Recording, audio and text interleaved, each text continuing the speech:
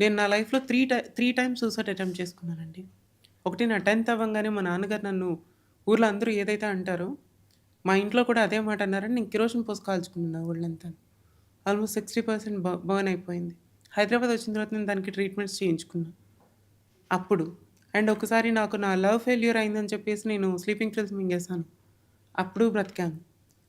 ఆ తర్వాత మళ్ళీ నేను నా సర్జరీ అయ్యేటప్పుడు ఈ ఆర్థరైటిస్ టైమ్‌లో కూడా నేను అగైన్ మళ్ళీ ట్విల్స్ మింగేసాను. నా వల్ల కావట్లేదు అని చెప్పేసి.